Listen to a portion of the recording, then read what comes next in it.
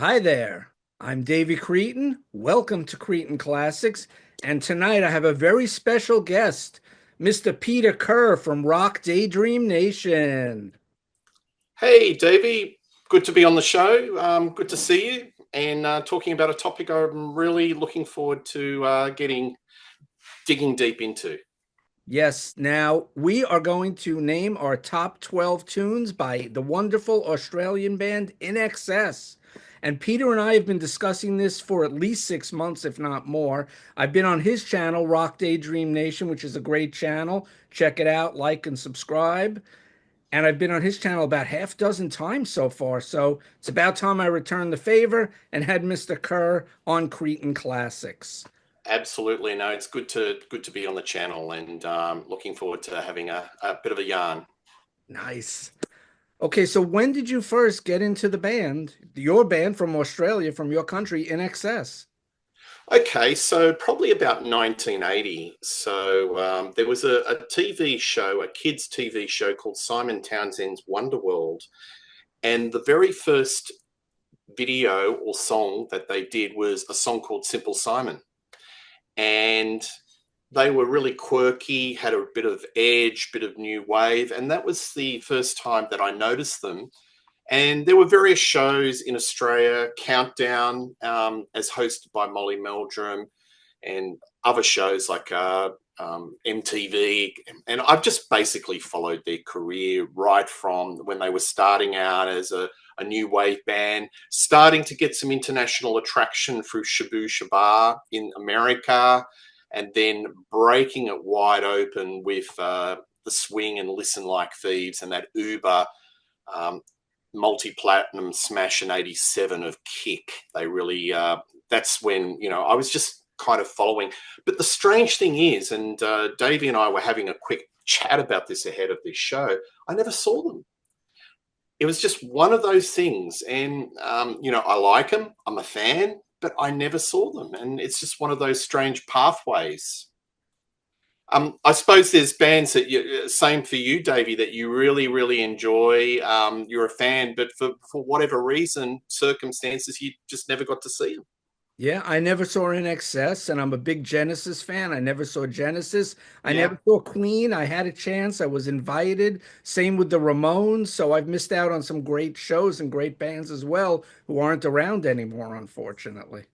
yeah. It's just sort of life matters. There's just certain circumstances that just get in the way. But I Yeah. would have really liked to have seen them. So they're definitely one of those time machine bands that I would have loved to gone back in time and seen them. But they look in the early '80s. They were really a bit of a stalwart of the Australian pub rock scene, meaning they would play the pubs, the clubs, and they sort of worked their way up. Davey, they would be third on a bill to bands like the Angels or Angel City, Oh. Ice House, Cold Chisel, Midnight Oil. Maybe these bands are kind of familiar to your audience, but they were kind of third on the bill, getting more popular and working their way up and up and up until they became a bit of a headline act. And, their records were starting to sell and they were getting some traction on radio. And they were really, one of the major superstars of Australian rock in the '80s. They really broke it internationally. And, Definitely.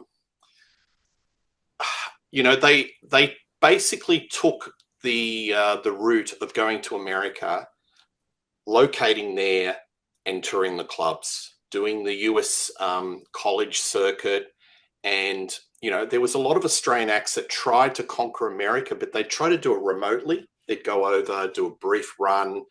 Uh, but you can't conquer America unless you actually locate yourself there because of the geography and because all the big companies are based in America. You've physically got to locate yourself over there and just tour, tour, tour. And they were kind of the hardest rock band, working rock band in the '80s. And it paid off Yeah, them and AC/DC, I would say, were the two biggest Australian rock bands here in America. without a doubt, without a doubt. And it kind of helped that they had a superstar. He's one of the most charismatic, photogenic lead singers, They were blessed, truly blessed, that they had um, a, a gold-plated superstar singer in Michael Hutchence. Yes. And I was just going to mention quickly the members of the band here. Michael Hutchence on lead vocals wrote almost all the songs. He was with them from 1977 until 1997. Unfortunately, when he passed away far too young. You got Gary Beers on bass guitar and backing vocals. He is a great bass player. The bass lines on these songs are so catchy. Excellent bassist. You have Kirk Pengelly, if I'm pronouncing his name right. Pergelly, Pengelly, yeah, yeah, close. yeah. On he plays rhythm guitar, sings backing vocals, plays saxophone, and usually I'm not a big sax fan, but it works in this band.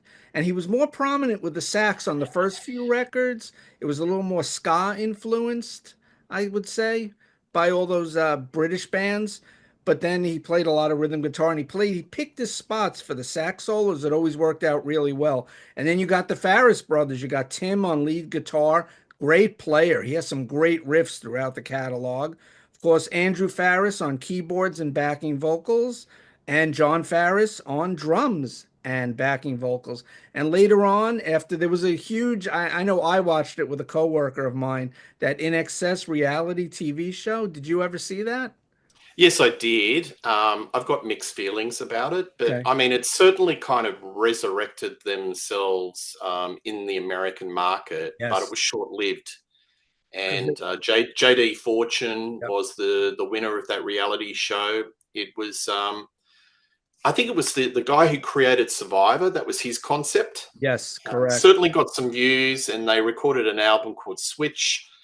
Got a little bit of heat for a while, and then it kind of fizzled out. So Right. short-term gain, but it didn't really sort of pan out. But they've had quite a few lead singers, people that have, temporarily taken the mic stand, like John Stevens from Noiseworks for a period of time. And there was a very brief and very inspired choice. They had Terence Trent D'Arby sing for them, and it was the opening of the Olympic Stadium in Sydney. And boy, that was an inspired choice. I kind of wish that kind of turned into a longer collaboration, but it wasn't meant to be. And But also they've had a yeah, Jimmy Barnes, right? He not played aware with of that. them. No, I don't think so. No, He I didn't don't do a think he. tribute with them and sing lead vocals after Michael. No, he didn't. Look, he sang with Michael and INXS on Good Times, but I don't think he laid any tracks as the lead singer of INXS. And he was on record that he was very much against that whole reality show. I think he famously said, "I'm not going to have anything to do with those guys ever again." Wow. Didn't like it at all that they did the tribute show.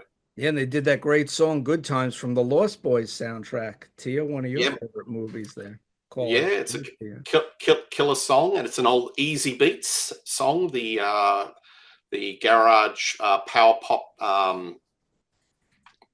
band from the '60s, Australia's answer to the Beatles. Yeah, fantastic song.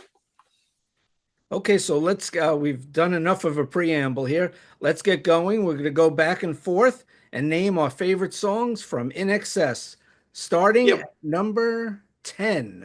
10. So we'll go 10 to 1, and then we'll do two honorables. So, Yep, alrighty. My first one is Off Shabu Shabat, 1982. So this was their breakthrough album. It basically was the first one. I think it actually charted in the lower reaches of the top 50 in America. And this song is called To Look at You, which is an Andrew Farris composition. What I like about this song, it's got a very hypnotic keyboard line. And Andrew Farris is kind of an MVP of the band. He writes a lot of their music, and he has these really tasty synth lines. And this one has a kind of a very eerie, synth poppy synth line. It's very melodic. And then the guitars come in, and it sort of cuts the song in two, and it gets really, really jagged and powerful. And Michael Hutchence has got a very hypnotic vocal over this. Now, a little bit of trivia. One of my favorite teenage 80s films was a little scene gem called Reckless, starring Aidan Quinn and Daryl Hannah. Check it out, folks. It's a very underrated movie. And INXS, this song was actually featured in it, To Look at You. So that's my number 10, To Look at You off Shabu Shabar from 1982. Okay. My number 10 comes in a little under 4 minutes. It hit number 28 in your homeland of Australia, number 54 here in America, number 12 on the mainstream rock charts in Billboard. It's from 1985 and it's the title track, Listen Like Thieves. I think each member shines on this song, especially bassist Gary Beers. The bass line on Listen Like Thieves is great. Again, there's a lot of ear candy contained in this song, and I love the snap and pop of the drums. Drums sound great, John's drums. You get a short, stinging guitar solo, which adds a nice touch right before the song comes to an abrupt end. So listen like thieves. There's some really great guitar work, some lead lines by Tim Farriss, great on this song. My number 10, Listen Like Thieves from 85. Great, great pick, Davey. This is where the guitars are starting to get really beefy. So we're talking about 1985, we're talking about Listen Like Thieves, and they're really strumming the guitars and heading to a more American sound, because American sounds in that era were big guitar chords. And the drums, too. The and big drums, the pop of those drums. So this is like their calling card. Hello, Arena Rock, we are ready. And there's another song we might talk about later, which is very much off that album in that sort of mode. But the production on this album is very much, we're ready for Arena Rock. America. On all their record sounds. Here we come. Here we come. Here we come. All right, my next one is number 9. And this is off the Welcome to Wherever You Are album, which is a little patchy. But I love this song, Taste It. This is a real slinky, funky little song, and it's just Michael Hutchence oozing sex appeal. He's got this real slinky vocal line. Look at the video clip, say no more. But this is where INXS, basically a lot of their melody lines and arrangements are very simplistic, very minimalist. Maybe it might be a drum beat and a little bit of a, funk guitar line, but it hooks you in. And they're sort of playing to songs that are made for the club circuit. All their songs, in this sort of era, they had like dozens and dozens of remixes. You get the 12-inch singles, you get the CD singles, and you look at it and it'd have Taste It, and then it'd have 20 different versions of all these different DJs remixing it. Their songs are made for the clubs. Because, they were called the dance rock band. Yes, they were. That was one of the titles. Absolutely. So on the album, it's still an ass shaker, but it's sort of built that they can modify it for the clubs. But Taste It, I like it. It's got that nice, I think it's got a bit of harmonica. It's got a little bit of a Southern Gothic feel to it, but it's got a really compelling vocal line from Michael Hutchence, and it's all sex. So that's my number 9, Taste It. Did that get played over there much? Oh, yeah. If any? Yep. It's on my bigger list, I think. Okay, so my number 9, little over 4 minutes. It surprisingly did not chart in Australia. It went number 7 in Canada, number 28 in America, number 13 on the mainstream rock chart, and number 2 on the alternative rock chart. This is from 1992, a record you just mentioned, Welcome to Wherever You Are, and it's the song Not Enough Time is my number 9. And I have written about this song. It's a stately, dreamy ballad with another stellar bass line here from Gary. Again, the bass lines are great.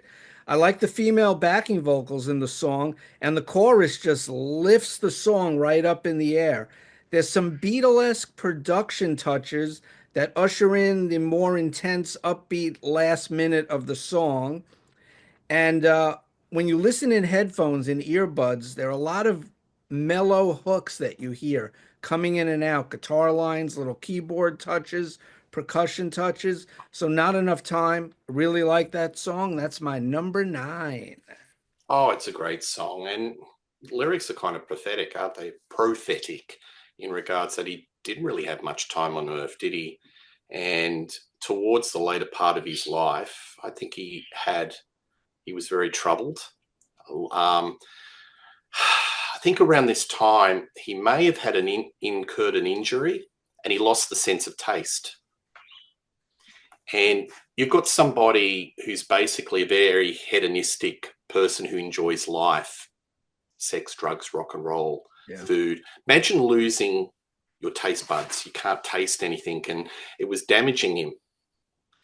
And I think that he was very troubled, and these lyrics are, sort of, maybe it's a marker to what was happening internally, that he didn't have much time, and you've just got to grab life by the horns and enjoy every second. So I think it's a beautiful melody. It's hooky, and boy, does his voice soar towards the end of the song. It's a cracker.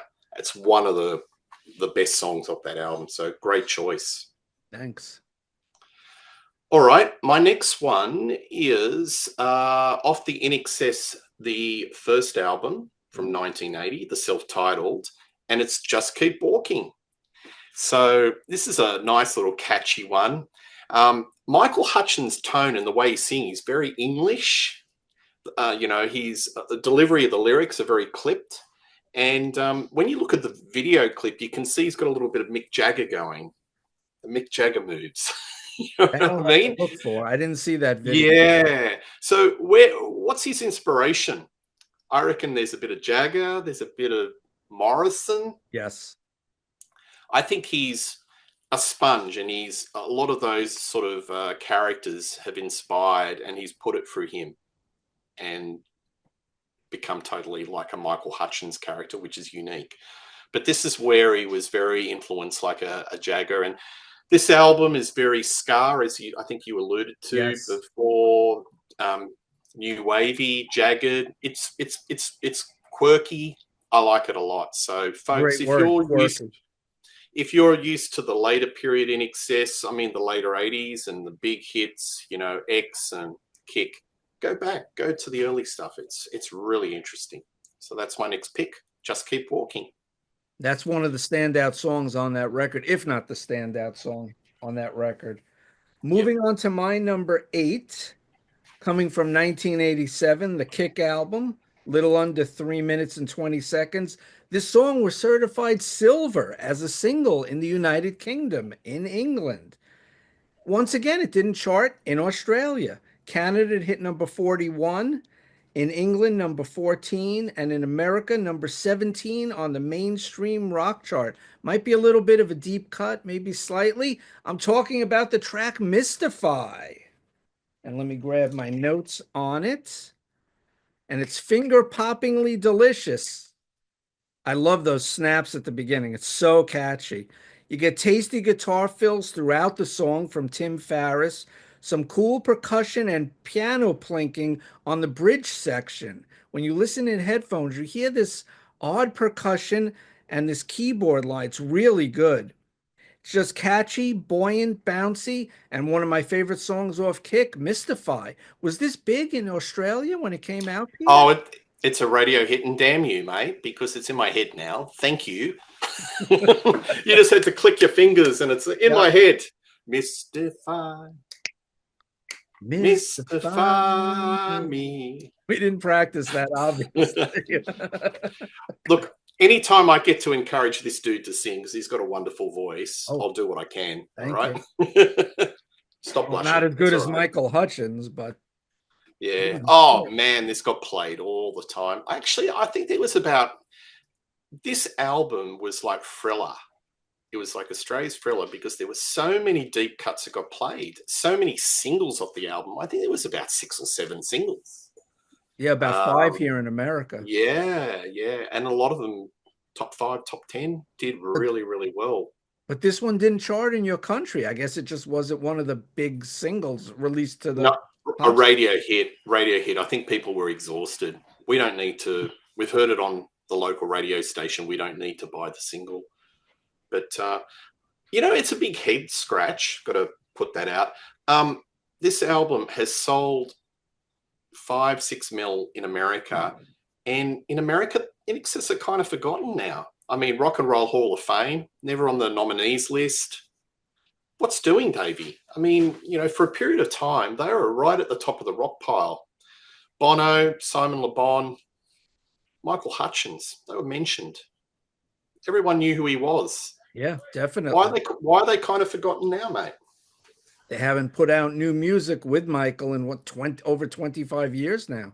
Yeah, 28. I know that, but sort of, do you Oh. think it's one of those bands that the legacy just died with him and that's it? There's no carry on? Well, they, as you Um, said, they tried to go on with a few different singers and it just never worked.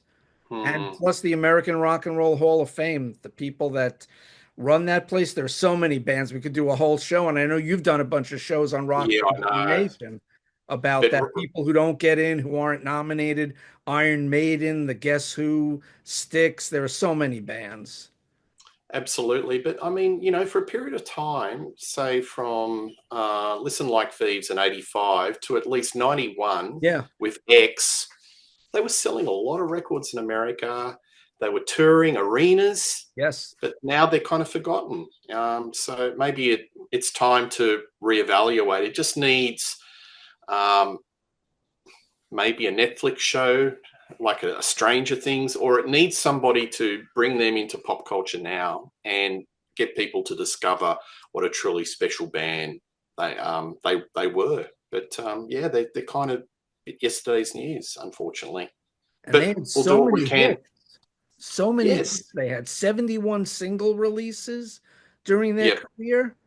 That's pretty amazing. And just to make a list, I had a list of 32, I think, and then I had to pare it down to a dozen songs. It's really hard because they have so many great tunes. Yeah, absolutely. But anyway, that's a cracker of a song. Well done. Good Thanks. stuff. What's your next choice? I'm going to go off the Swing 1984. I Send a Message. This is really punchy. It's got this really dark, deep sort of a synth riff, and the sax comes out. So I like it. It's just a really catchy, melodic synth pop song, and I think the Swing would probably be my top three. I don't think there's any dud tracks on this album. It's really, really strong. And this is where they were starting to get a little bit more funky. And Noel Rodgers was a producer. I think he produced the song Original Sin. Nick Launay did a lot of the production work on the rest of the album. But there's no dud songs on the Swing. And I actually do have the prop there. There you go. Nice. That's the boys. And there's Michael, if you can see Yep. him. There he is, looking all very serious. Hello, Davey. I'm looking very serious. Those new wave haircuts from back then. Yeah.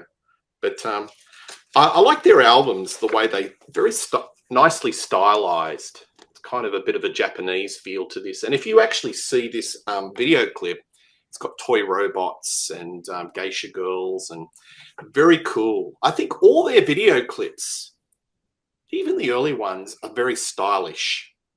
Not really many dud video clips with INXS. They, even if you don't like the band, it attracts the eyes. There's a lot happening. Visually They're, appealing. Yes. they're visually appealing. Good Yes. aesthetic in the Yeah. videos. Okay, moving on to my number seven. I think this might be the deepest cut on my list. It has no chart action anywhere in the world, which surprised me. It's the longest song on my list, just a hair under 5 minutes from 1990 from the X album that you just mentioned. And I'm talking about the song The Stairs, which is a great song. Where are my notes? I wrote for this one. It's funny that you mentioned some of this before, and I thought, oh, I have that in my notes. Anthemic U2-esque elongated intro for this song. And Michael Hutchins finally comes in at a minute 40 with the vocal. And most of their songs are a little over between 3 and 4 minutes. And this song being a 5 minute song, it just builds and builds. And then he comes in, you're just waiting for that great vocal. And I love when he sings that chorus, story to story, building to building, again with that chorus that just lifts the song to another level. And I think it's a thing of beauty. I wrote down it's quite possibly the best U2 song that U2 never recorded, that they never wrote and recorded. More snappy drum work from John here. Nice Tim Farriss guitar solo about four-fifths of the way through. And I think it's an exquisite deep track. So if you haven't heard it from the X album 1990, check out the song The Stairs.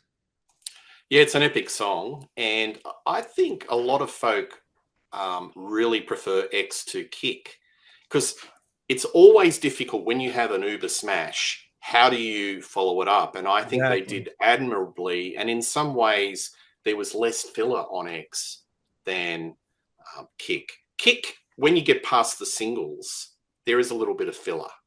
I But don't I know think about that. You maybe know? pound for pound, X might be a better album, but that is a mighty good song. And showing a different side, more texture, don't you think? Yes. Great Yeah, word. good stuff. All right. Um, the Swing, the album. I'm going to pick Original Sin. Love this, and it features the vocals of Mr. Oates, Mr. John Oates. Um, he basically reached out to Michael Hutchence and said, "Hey man, I want to collaborate with you. I don't care what it is." And think Michael said, "Oh, I'm here. I'm somewhere. I'm in some exotic location." He goes, "I'll get on the plane." He was, he heard INXS and he really wanted to collaborate with them. Nile Rodgers did the production for it, and I think it's just a classy song. However, the lyrical content was deemed a bit too racy, and it didn't get played on MTV, which was the death knell. This went to number one in Australia. It only troubled the lower parts of the charts in America. I think it went to number 48. But if it got MTV airplay, because the video clip is very classy, and again, it's set in Japan, um, it would have been a huge hit. So I somehow think that if radio were behind INXS on this album, I think they would have broken bigger earlier. But it had to, for them, this album, it sold okay. It was huge on the college circuit in America, but I think they had to regroup and go, okay, what do we need to do to conquer America? More guitars, beefier sound, and that's where Listen Like Thieves came. But you know, if this got the push between by MTV or certain radio channels in America, it could have been a lot earlier that INXS did break it open in America. But anyway, that's my song Original Sin. Did that Yes. get played in your Yes, I was just area going to a say bit in the time? I heard it on the radio here all the time. The rock stations played it, probably the new wave station at the time, WLIR. I definitely heard that song on the radio. That was a big single. It's on my larger list that didn't make my top 12, unfortunately. It's a really good song. Probably just because of the lyrics at the time, Dream On, White Boy, Dream On, Black Girl. I think that was the stumbling block with it. It was. But looking back with 2025 reflection, you just go, really? It's, it's just one of those things. Excellent song, though. Love that song. On my larger list, just didn't make the cut, unfortunately. Moving on to my number six, going to 1985. Reached number 19 in Australia, this song. Number 81 in the US, but number 11 on the mainstream rock charts, a little over 3 minutes. The song is called, of course, This Time from Listen Like Thieves. And let me find my notes on it. I'm a little jumbled here, sorry. Gary Beer's bass line, Gary Beer's bass line, again, propels this sharp melodic rocker along, coupled with some catchy guitar work from Tim and Kirk. Oh Lord, that chorus, when that chorus hits again, I wrote so friggin' awesome. Love the chorus to this time. And I detect some more U2 isms I have written down, but it adds to the whole mix and melange of the song. Every time it comes around, that chorus just lifts my spirits. It sends me to my happy place. Love the song. Great backing vocals on the chorus too. And my problem with the song, it's too darn short. I wish this song were longer. I just want it to go on. I want to hear that chorus again. but I guess a song has to end sometime. Even a 20-minute progressive rock song has to end sometime. But this time is my number six. Amazing song. I agree with you. It's anthemic, and it. If you had to crystallize the INXS sound and the INXS anthemic sound, that's the song. Haven't got much more to say, but it's got all the elements there. And Yes. Michael Hutchins has got a really engaging vocal. It's a very positive, uplifting song. I can see how it puts you in a happy spot. Yeah, that's why I It's a love it. great, it's a cracker. All right. This one may be a little bit more of a deep cut, and it's one of the later albums. This is off the Full Moon Dirty Heart album Ooh. of 1993, and I think this is one of the most underrated albums. I love it, and one day I will do a show on Daydream Nation just to champion this album because I think it gets criminally ignored. But the song I'm going to pick is called The Gift. Now, The Gift has a very industrial sound. This is where the band are getting a little bit more grimy, dirty, organic, getting the guitar yahs out. But Hutchins was very interested in what was happening in the clubs. And a lot of the sounds of 1993 were your Trent Reznors and the Nine Inch Nails. And this is a very industrial sounding song. It's got this very industrial, propulsive rhythm, keyboard line, and he's got this sort of distorted vocals. But the thing that draws you in halfway through the song is the wonderful Andrew Farris and the keyboard line, and it just blips in and it hooks you in. It's got kind of a real melodic early 80s keyboard wash. And yeah, I think it's a super, super song, and I've always championed this song. Maybe a deep cut. Are you familiar with this song, The Gift? Yes. That did get some airplay here. It was just so different sounding. I think it may have alienated the American audience. Like, this isn't the INXS I want to hear. This isn't happy, upbeat pop rock. What is this sound? Why do they sound like that? Head like a hole band. Yeah, but Ministry. I appreciate the experimental side of it, and yeah, just no use doing the same thing all the time. And I really appreciate this album. As I said, they were just saying let's go back to the roots and let's do thing. Let's experiment a little bit and get the guitars out and also draw in what's happening in the music scene. And electronica was just all the rage at that time, and industrial music. And yeah, I just always loved this song. It's a good choice. And it is a little bit of a deep cut, which is always a good thing. My number five, I'm going back to the first time that I heard the band, going back to 1982. And of course, the album Shabu Shaba, which Tim Farris came up with to describe a musical sound on the record, from what I read about it. This was number 14 in your country of Australia, number 30 here in America, and it reached number 2 on the mainstream rock charts. And I heard this song and I said, what the heck is that? Who is this band? I've never heard anything like this. The first song I ever heard, it was very mysterious and different sounding to what I was listening to at the time. The singer had a deep voice. There were these quirky off-kilter keyboards in the song, some odd percussive touches, and a short 15-second sax solo. I was like, what the heck is this? Who was this band? What's INXS? I didn't know. And then I found out it's pronounced INXS, or at least that's how we pronounced it here. And this was a big hit on radio in 1982. Like I said, rock radio stations here in New York City were playing it. And I thought, what a way to announce yourselves to North America, to the United States. And I want to say, of course, more Sterling bass work, Gary Beers on this song. So that was the first song I ever heard, and it hooked me into the band.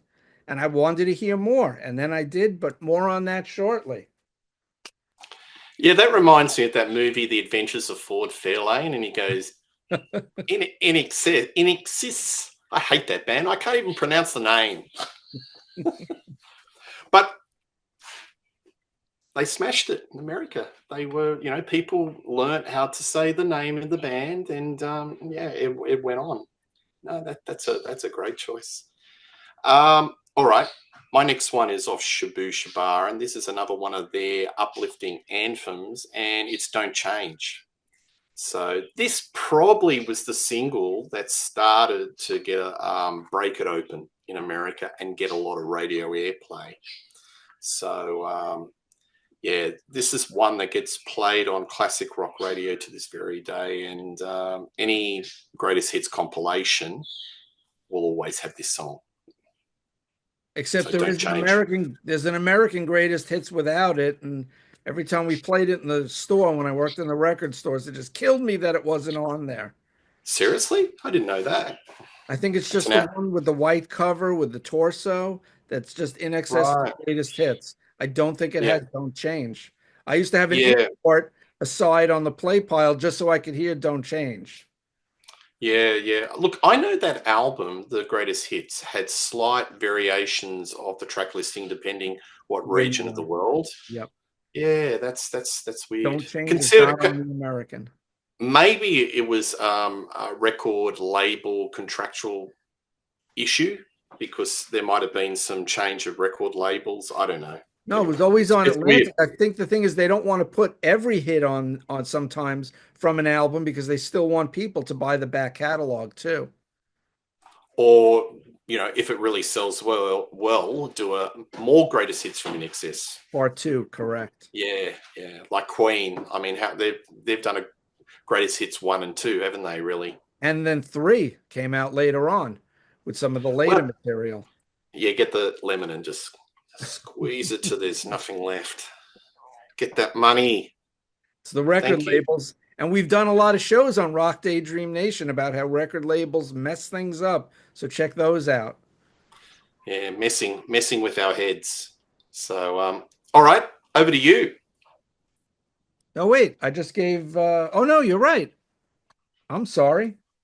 That's One all more. right. My number four is going back to the X album from 1990, a hair over 3 minutes, charted at number 23 in Australia, number 42 in the UK, and no American chart placement, which is surprising. And I'm going to talk about the ballad By My Side. It's an emotional, heartfelt ballad. Once again, the lift when that chorus hits, it's spectacular. And I love the way that Michael Hutchence sings In the Dark of Night. Wow, does that draw you into the song? Excellent vocal from Hutchins here and Andrew Farris's keyboard work throughout the catalog and this song. I love what he plays on By My Side. And he plays for the song. He doesn't overplay. He's a talented player. Like you said, he's one of the big songwriters in the band, but he doesn't go all widdly diddly as look how great I am, like a Rick Wakeman type character, Keith Emerson in the prog sphere. He just plays for the song. And that's what's great about these guys. They write catchy, concise songs where they're so short, it makes you want to hear more. I have to hear more. I have to play it again. I need to hear that song again. It's just so short. And By My Side, definitely at a hair over 3 minutes, fits that category. So that is my number four, By My Side. Yeah, look, that's another classic. It's got the classic INXS song, the emotive vocals of Hutchins, and Yep. his voice really soars. He is a fine vocalist. He's one of the great Aussie rock vocalists. Do you Underrated know that? here. Absolutely underrated. Do you know Rolling Stone? They wanted to do put Hutchins on the cover, just him, and he said, "No, I want the band." And I don't know. I don't think it ever happened. But that just shows the mindset of people. We're very focused on Hutchins. Yeah, the good looking But guy up front. That's my country. yeah, That's America. yep. Sorry. But the band does make it. The band does make it. It's all the components there. The songwriting, the arrangements, they're all part of the unit. But it does help where you've got a turbocharged engine, which is Michael Hutchins, that can really take it forward. And then with the album without him, the Switch record from 2005, I think it's good. There are some good songs, especially it's front loaded. I think the first three songs on Switch are good, and then it sort of peters out after that. because he just didn't have the charisma. J.D. Fortune, right? Yeah, Fortune just didn't have the charisma of Michael Hutchence, but few did. Few frontmen did back then. Yeah, yeah. I think they were happy with their selection, and then it sort of petered out towards the end. And a bit of a sad story. I think I was reading stories that he was sleeping at Rough in Toronto in cars and things like that. It was a real sort of rags to riches and then back to rags story with JD Fortune. He did have something there, but I think the whole thing about being a rock star for a reality show doesn't work. A lot of these contrived bands, for the most part, it just doesn't work because, you know, it's all about relationships. It's all about building up. It's all about doing the hard yards. I mean, those guys had a chemistry with Hutchins. And maybe they just needed to face the fact that when Michael sadly passed away in 97, it's over. And maybe move on, do different projects. He was such a towering force over that band. No matter who you put Yes. in, they were always going to be in the shadow of Michael. So I think they're on a killing to nothing sort of situation. And personally, I like the other guy better. There was a blonde guy who wrote a song with them called Trees. And I thought that was a very catchy song. That was a good song. I'm surprised they didn't pick that guy, but either way, it probably wouldn't have worked out because these guys were together from 1977. Their first record didn't come out till 3 years later in 1980. So they grew up together and they conquered the world together. Yeah, I was in my car. I was just listening to a talkback radio show, and it just funny enough, I stumbled upon this show topic, and the topic was about replacement singers and those who have succeeded and those haven't. And I thought it was really just timely, just the day before we're doing this show. And they were talking about Brian Johnson and then Bon Scott and how ACDC fans in general are kind of accepting of the change because they're pure ACDC fans. Van Halen, David Lee Roth, and Sammy Hagar. You've got two camps. Kind of, there are some fans that like both, but they're very much in both camps. And then they brought up Hutchins and they said, irreplaceable. I mean, they've had great singers, but it was never the same. The magic was not there because when you think of INXS, it's wrapped around him. It's wrapped around Michael. And when you Yes. take that out, yeah, that's not much left. And now they've been retired for over a decade.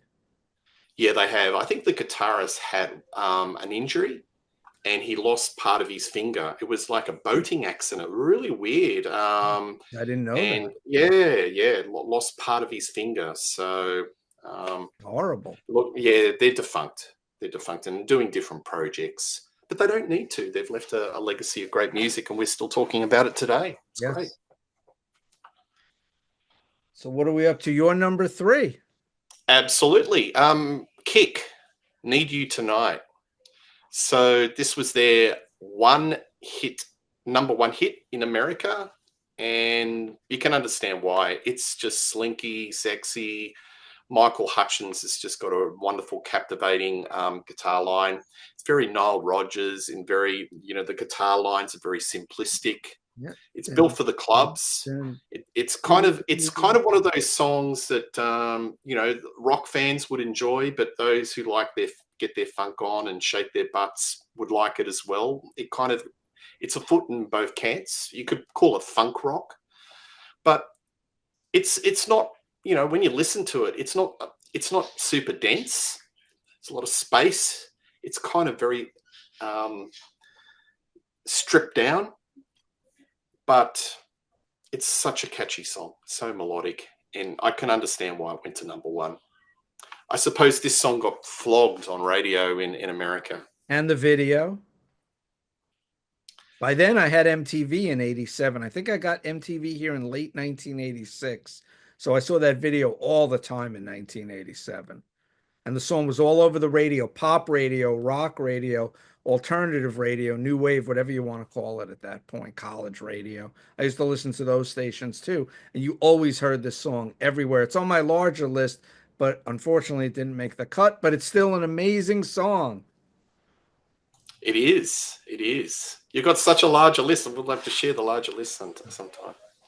Okay, I'll show it to you later. Number three is a song for me that you mentioned already. And this was one of the first songs I heard from 1984 from the Swing, a little under 3.5 minutes. It hit number three in Australia. I Send a Message. And this song is just so, the word you've used a bunch of times, quirky. It just has that bizarre dun dun dun dun dun dun dun dun, dun, just the sound.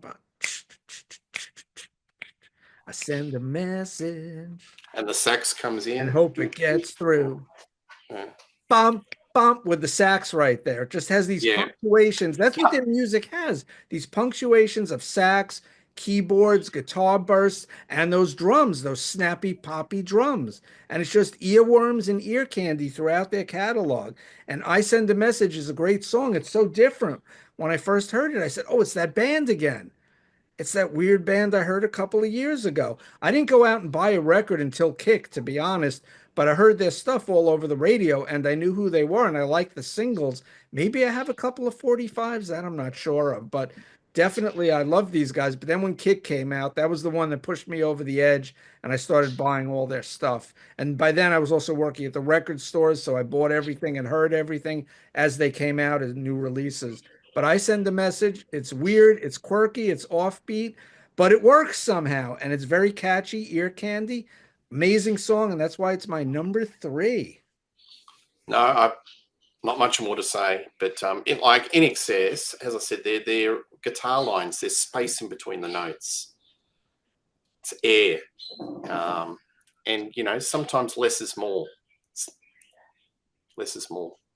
My number two is probably the most emotional song, and this was played at Hutchins' funeral, and I think a lot of people do associate this song with the band, and that is the wonderful ballad Never Tear Us Apart. Probably got the best vocal line that Hutchins has ever committed on vinyl or record. It's haunting, killer sax solo. It absolutely soars. So that's the thing about INXS, where, a lot of bands, when it comes to that emotional bit, cue guitar solo, they'll put a sax solo in and it just soars. And I don't mind the sax. I think sax is sorely missing in music, my friend. I like the 80s. The 80s was the period where the sax was very prevalent, but I love the way INXS use it. And in this song, it's an emotional tool. It just soars with the material. So I've got not much more to say other than this is probably the most emotionally affecting song in their whole catalogue. Never Tear Us Apart. I imagine this was a big hit. I think this hit 3 or 4 in America. Let me grab my notes. I do have it. It was 14 in your country in Australia in 1988. Then when they re-released it in 2014, it went to number 11 in Australia. It actually beat its initial peak. It was number 7 here in the US. So, and number 2 in Canada. So it had some high chartings around the world. And more on this song after. Moving on to my number 2, I'm going to go to 1985. Listen Like Thieves, a hair under 4 minutes. Went to number 15 in Australia, and here in America, number 24 on the mainstream rock chart. Kiss the Dirt, Falling Down the Mountain. That is my number 2. And Tia, that's your favorite song, right? By INXS. I got the thumbs up. This is Tia's favorite INXS song. It's my number 2, Kiss the Dirt. And it just has a great vocal by Hutchins, the guitar work by Tim Farriss, that nasty, snarky lead guitar. It's just the fast riffing and the way he's playing it. It's so catchy. Just love this song. Just the keyboards in it. Just it gets quiet, then it gets loud, and you get those boom, boom, boom, boom, those powerful, loud drums of the 80s. And you just say, oh, this is a great rock song. And as you would say, it's a cracker of a song. My number two, Kiss the Dirt, Falling Down the Mountain. Love the drums and guitars here. Falling down the mountain. It's a great song. I love the video clip.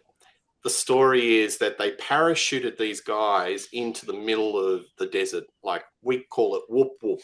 Whoop whoop means in the middle of nowhere. And when you look at the video clip, they're literally kicking the dirt. I don't think there's any civilization for miles. And this band really knew they were photogenic, and I think all the directors really played on the phonogenic appeal of the band, and it just mixed so well with the music. And that's why what I was saying earlier about their music clips, that they're just so watchable. Right, like So Duran Duran, photogenic like Duran Duran. yeah, but I think Duran Duran were a bit more glammy and fashion conscious, and Yes. wearing the pirate shirts, the puffy shirts. And the Um, makeup. And that yes, wasn't in excess. no more street rock clothes, but yeah. Um, so when you say this song, I always just think of the video clip. But yeah, it's such a great song, powerful, booming. And this is a song that's made for the arenas. Yep. Hello, America. That mid-80s production, that big production. When those drums come in, brr, boom, boom, boom. Yeah, yeah. I mean, we could do a whole show on arena rock or bands that have started off new wave and very sort of, their sound is very, I wouldn't say narrow, but a lot smaller. That as the 80s went on and they wanted to conquer America, they got louder and louder, and the drum sounds got more gated, and the guitar sounds became more expansive. I'm looking at you, Jim Kerr, in Simple Minds. That's another example. Yep. Same with INXS. Just the drum sounds on this album are so huge. So great song. There you go. And that's a nice little segue to my number one, which is off this album. And this was the song that finally broke the top 10 in America, went top 5. And this is What You Need.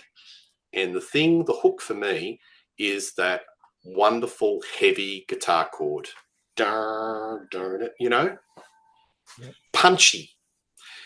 Great. I think it was a Richard Lowenstein. He was the director who did the video clip, and it was all this slow motion photography of all like colorized comic book type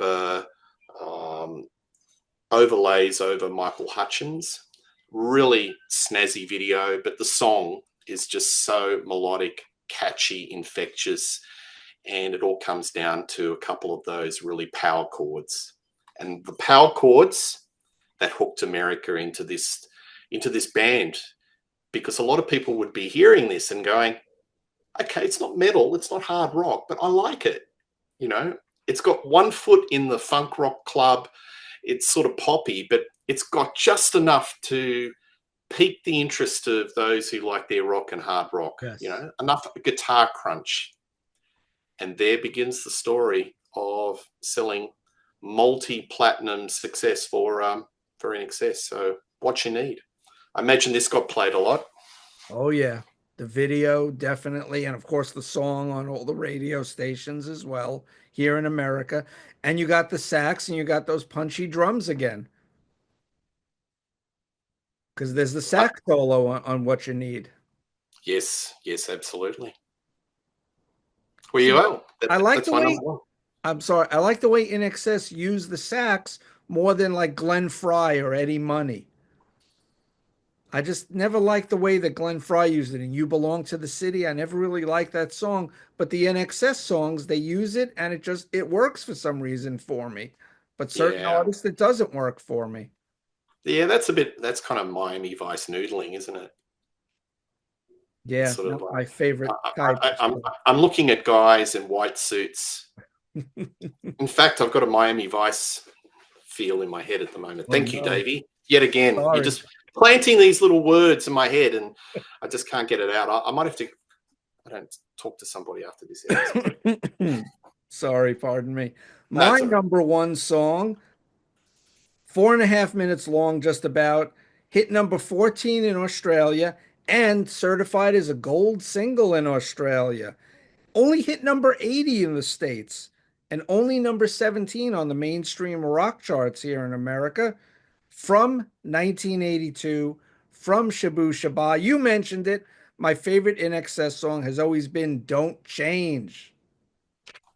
And like you said, it's anthemic. It has that U2 vibe where it just starts out with the keyboard chord and then it builds and builds. The bass line, the guitars come in, and that vocal, don't change for you, don't change for me. Don't. It's a great song. I love it. Awesome song. Easily my favorite song by INXS. Don't change. Yeah, look, not seeing them, not knowing their song set, this would be the perfect finale. So, they do their set, they do the traditional, go off stage, everyone goes, we want more, we want more. They do a couple of songs. This would be the perfect last song to play Yes. at a concert, wouldn't it? Or And to just, even to end the main set and then people yeah, want more and they get the encore. Or just yeah, the yeah, encore. Yeah, you can't really yeah. open with this song or put it in the middle. It's more of a just A a sad closer, end, a closer. Yeah. a closer. So there you go. They had aspirations of arenas in Shabu Shabar. Yeah, So it's an arena rock song and it's just big and it's expansive and it rocks and it's just catchy as heck and it makes me want to play it more than one time, which I usually do. I usually play it yeah, multiple times because I love it so much. Mark of the great it's song.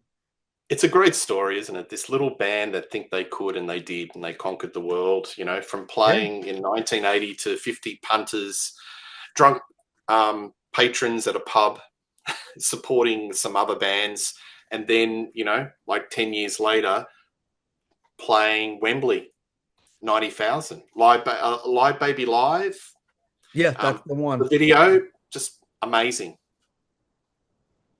We used to amazing. we used to play that CD a lot at the store, the live album. Really good live Yeah, album. Long too yeah. back in the day. Yeah, yeah. But that's an example of how he just worked that audience like his lounge room, wasn't it? So charismatic. And he had them in the palm of his hand. Absolutely. You want to Absolutely. mention your 11 and 12, your two honorable mentions here on top Yeah, 12 teams? yeah, I do. I'd say Burn for You off the Swing is a really nice track. I like that. It's got a little bit of soul, a little bit of drama in that song. I like that a lot. And Suicide Blonde off X. I like the harmonica. It's got a nice little bit of funk rhythm. And that was a huge dance track. There were, I think I've got a CD that's got about 20 different versions or overdub versions of that song. But that's got a lot of swing and groove to it. Suicide Blonde off the X album. That was on my larger list, Suicide Blonde. And I burned for Yeah. you. It's a good deep cut. My two tracks, my 12 and 11. Number 12, Heaven Sent from 1992. Welcome to Wherever You Are. A little over 3 minutes. It's a crisp little rocker with a great incessant guitar riff. I love the guitar riff in this song. Lots of ear candy, great harmony vocals, backing vocals, guitar fills, burbling bass, and supporting keyboards from Andrew Farris, who also plays harmonica in the band, like you just mentioned. Of course, the chorus elevates the song up a notch. Bonus points for the elongated ending, which comes to a nice sharp close. So that's my number 12. My number 11, you mentioned it already. Never Tear Us Apart from Kick, 3 minute song. I love that airy 50-second intro with just the keyboards and the vocals. And then at 50 seconds, the guitar and the drums come in for 10 seconds and then they usher the whole band in at the 1 minute mark. And the high point of the song, one of the high points of the catalog to me, is the way Michael Hutchence sings the line, but some of us don't know why. The way he elongates, why, I. Love that.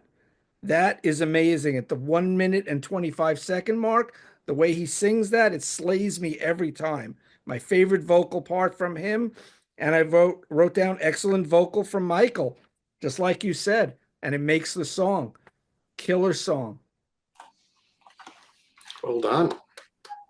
Thank you. Same to you. We've done it. Yeah, we only We had a did. few crossovers. And how many We songs? These guys must have, let's see, about 140 songs total. yeah, absolutely. But there's a lot of great deep cuts, folks. And And B-sides. They've yeah, B-sides too. yeah.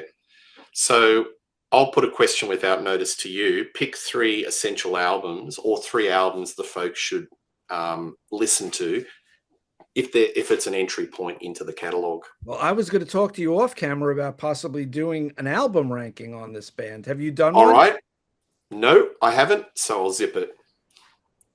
Okay, but But I would say yeah, most of the mid 80s records, the big albums when they started getting airplay worldwide, not just in Australia, I would go for probably the big albums to get into the band, like yeah, Kick, X, and probably Listen Like Thieves. I'm not saying they're my favorites, but yeah. that's Eva, probably and I'd say The Swing and Full Moon Dirty Heart, folks. Later album, but so underrated. And avoid their last album, which wasn't Switch. Elegantly Wasted.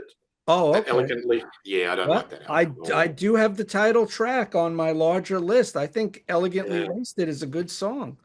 yeah, I know he was by that point, the whole Paulie Yates thing yeah, and just the death by misadventure, if you want to put it that way.